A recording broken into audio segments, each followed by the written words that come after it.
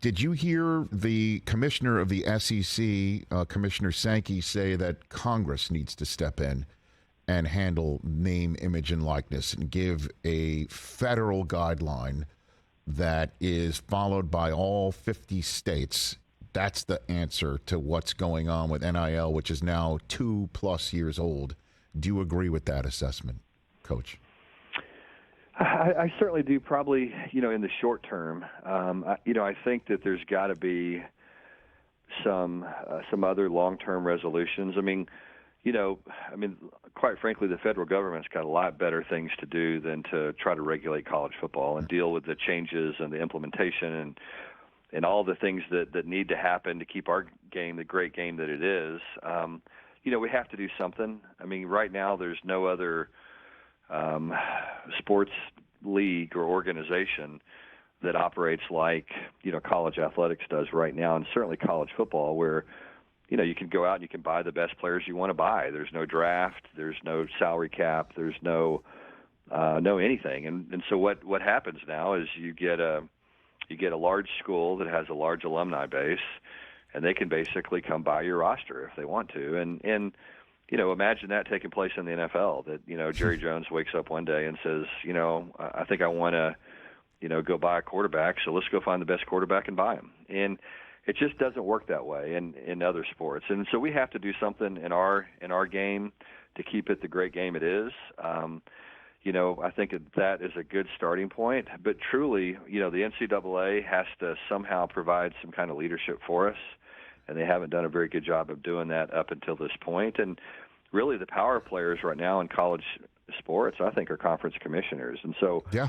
I truly believe that those guys need to get together and decide, okay, look, here's what we want to do, because they're the ones that in my opinion, hold all the power right now. And so, we've had some conversations with Brett Yormark, the Big 12 commissioner. Mm-hmm. I think he is a really sharp guy.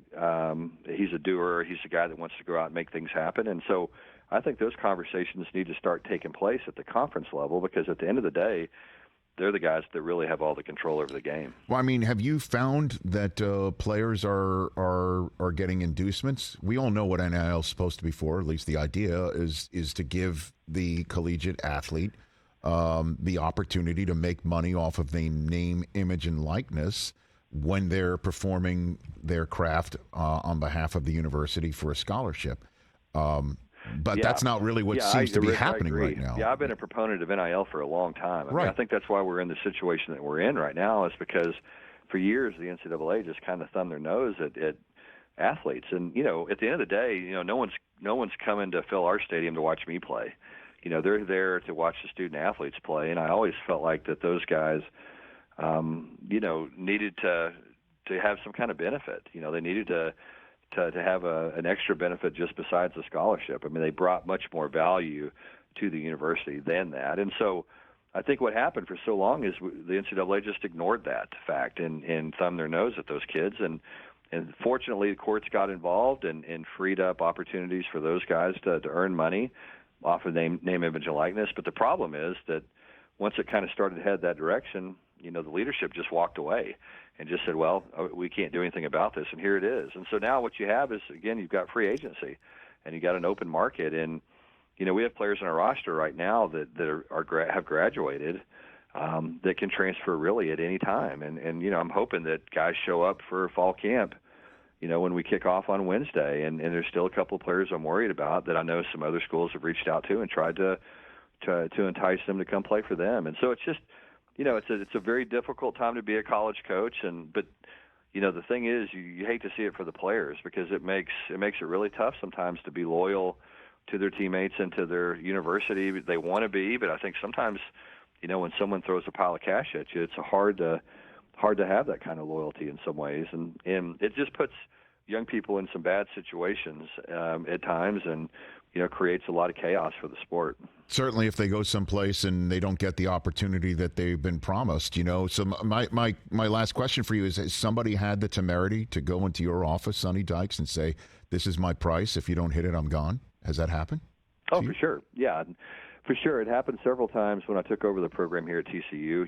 Some of the players had in some ways become free agents and had gone into the transfer portal, and walked in and said, okay, this is what this school's going to pay me, and this is what I want. And so, those are conversations that aren't great. And a lot of times these guys went to the other schools and found out it wasn't exactly what they thought it was going to be. There's no one to govern these contracts. I mean, the way that these NIL cooperatives write these contracts is they're really personal service contracts, and they can write them however they want to. And there's no standard for the player. There's no protection for the player. Some players and their families are being taken advantage of, where they are promised one thing and then receive something different. And so, someone has got to get involved a little bit to regulate it, again, more for the safety of the players than for the convenience of coaches. Catch the Rich Eisen Show every single day on the Roku channel, 12 to 3 Eastern, for free.